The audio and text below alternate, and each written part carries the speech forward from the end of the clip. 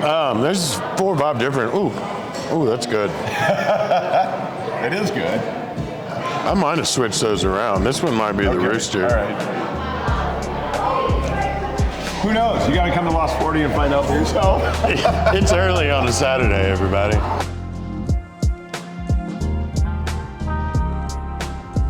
All right, welcome in. It's Sippin on the road, and we are on the road because we are in Little Rock, Arkansas at one of my favorite breweries that exists. I come here many, many times. This is Lost 40 Brewing, right off the interstate, right off I-30 here in downtown Little Rock, and I'm sitting with Eric. Hi, everybody. Lost 40. Welcome. Yeah, welcome. So I was telling you, as a lot of people that watch and listen to the show know, my wife is from the area up in Conway, so every time we come to visit her family, every single time, I probably come to Lost 40 4 or 5 times a year whenever I'm in town. Love the beer, always have. I think Lost 40 has a phenomenal selection. You do really good stuff, but you also do really creative and innovative stuff, and that stuff is really good as well. So let's talk about some beer here. Take me through whatever we were going to start with. Well, I mean, we're sitting here next to the cooler, and this is my favorite beer that we make. It's called Twig. It's the beer that we make in our foeder. So we have a 30-barrel wooden fermentation tank, and this is kind of our base for all of our, like any of our wild projects, our sours, barrel-aged stuff. Nice. Just real light. It's kind of a table beer, kind of a Saison, Solera type. That is fantastic. Kind of funky. It's got a little bit of funk on it for sure. Which I enjoy. This is probably my favorite. It's really light, but you get that kind of barnyardy. Yeah, a little bit, but not too much. Range like you're talking about. So for people that don't know, table beers, we did one on the show a couple of weeks ago. Usually a lower ABV beer that you can just kind of, like the idea is it sits on the table and everybody can drink it, pass around, and it goes really well with food when you're eating and stuff. So yeah, I think this is 4.1, somewhere around there. 3.9. Yeah. 3.9. Yeah. The flavor that comes off of it is it's insane. Right. You wouldn't guess that this is a 3.9% beer. No. Man, that is really good. Which I'm not surprised because it's what Lost 40 does. So before we get more into the beer, I was curious if we can talk about where Lost 40 originated from, because you guys have been around ever since I've been coming to Arkansas, it seems like. I've been coming for like 10, 11 years now. So you've been around for a long time. So we turned 10 years old this year. We started out, honestly, like, you know, any other brewery story, a bunch of dudes in a garage with a burner. Yep. Making that garage hooch. There you go. Yeah, that's the way to do it. That's how it started, and we just kind of grew from there, and we're part of a restaurant group here in Arkansas. So we have 12 or 13 different restaurants. So we basically, the restaurants built the brewery, and then during COVID, the brewery kept the restaurants going. All right. That's cool. So it's kind of a symbiotic relationship. But yeah, we're, I don't know if you've told everybody, so we're only in Arkansas. We're kind of took the New Glarus market. That's kind of the footprint that we want. We put up a fence around the state. We're only going to stay here in Arkansas for right now. That's cool. Yeah. So for those that don't know, New Glarus is a brewery up in Wisconsin that does really good beer. I'm sorry. And kind of that same mentality of. But they're only sold in Wisconsin. Right, and everybody in Wisconsin knows New Glarus, and people that are into beer, into beer, you know New Glarus. Yeah. If you're just getting into beer, if you ever have a chance, you should check it out because they do some really good stuff. Spotted Cow, isn't that? Spotted Cow. I've had that. A couple of their wilds that they've done as well, which are really, really good. All right, so I've got us a couple of flights coming. I kind of went crazy with the flight. So here they are. Is that them? There they are. See us. Because we're going to talk more beer. We'll swing it on over. As you can see probably behind us in the background, Lost 40 is a really chill place to hang out. They actually have really good food here. So if you get a chance and you're in the Little Rock area, to me, even if you're driving through, this is a must stop. A must stop if you get a chance and you only have time to go to one brewery in Little Rock, this is the place to make sure that you swing by. So let's talk. I agree. I definitely agree. All right, so where are we starting? Well, I kind of went all over the place. So I got our second rodeo, which is our Arkansas. So everything in this beer is from the state of Arkansas, made in Arkansas, and only sold in Arkansas. It's true Arkansas light beer, 4% ABV, 100 calories. Yeah, I use the term crushable a lot. This is a crushable beer. It's a drinkable beer. Yeah, for sure, drinkable. It goes well if you come into town. We spend a lot of time every year. We do a trip on the Buffalo River. This, to me, is like a Buffalo River beer where... It's a killer. This year we got the big boys, so you can take the big boys this year. Yeah. Because trust me, on a 6-hour canoe ride, and you're halfway through and you've already got like 6 or 7 beers in you, the other 3 hours is a lot of fun. You're feeling good. A lot of work. But yeah, I've had this beer many times. It's just so easy. So easy. This is... we're kind of, everything's kind of getting back to, how old are you? 46. Okay, so we're right there in the same area, and like through our lifespan, I remember when my first, what I thought was craft beer was Spot and Optimator back in like the 90s. And I'm like, this is craft beer. No, it's German beer. Right, yeah. Yeah. And then, you had the Boulevards come through, the New Belgium, Sierra Nevadas, and that's what really turned us on to craft beer. I was living in Colorado in '95, and oh, really? Wow. I had Dale's Pale Ale, and that was probably my first craft beer I ever had. That's not a bad entry. Yeah, no, not at all. But I kind of think that the way that the trends are going, you gotta have just a good old yellow beer. Yeah, man. And we teamed up with the Arkansas Rice Council on this, so we use all Arkansas rice. We propagated our own yeast strain. Wow, really? Okay. Yeah, so we use our own yeast strain in this. So it's truly an all Arkansas beer made for Arkansans. And it's good, man. And again, this is a type of beer, I think, for those of you that are curious and the people that I talk to, man, I don't even know where to start. This is a good entry for if you like beer and you don't want to get too crazy with your flavors and all that. It's super easy. It's light. I think you really enjoy this. Good first step. Into the craft beer world. Easy.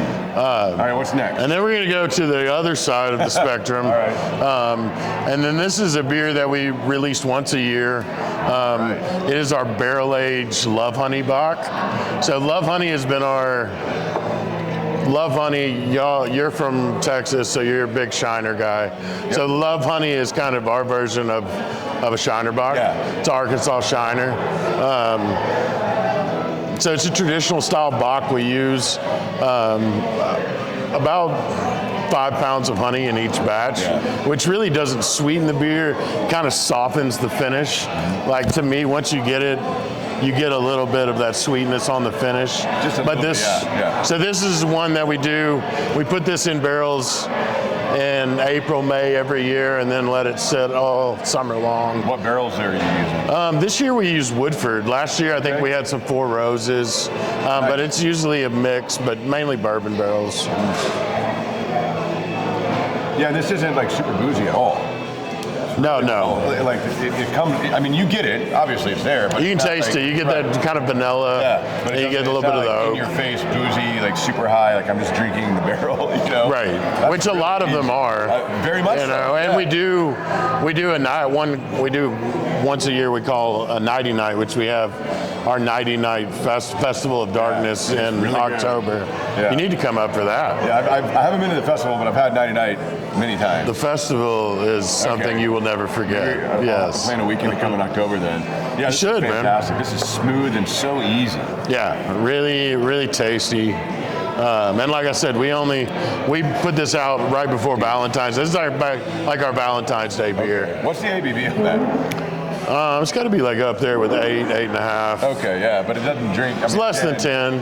Okay, but that's one that you get a little trouble with that one because it doesn't drink as heavy as the ABV you would think. Right. It's not hot. No, not at all. No. Okay. Well done. All right. What's next?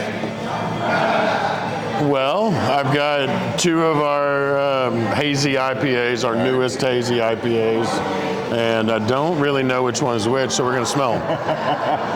So that's how you know, like when you can smell it, you go, oh, this is this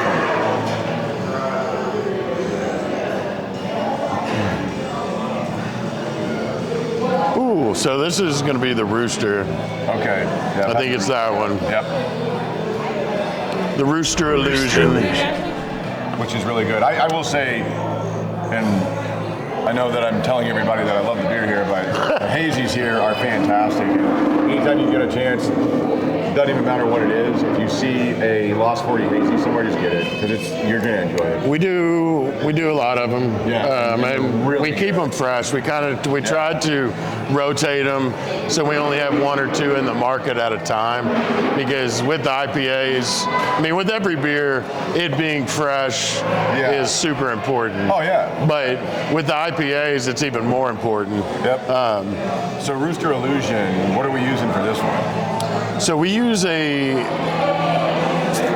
superdelic, like funkadelic hop. It's from New Zealand. Yeah, I've had. So so Jerry Bear, our head brewer, he went over for the hop harvest last year at New Zealand and got to pick out some hops. And this is one that he brought back.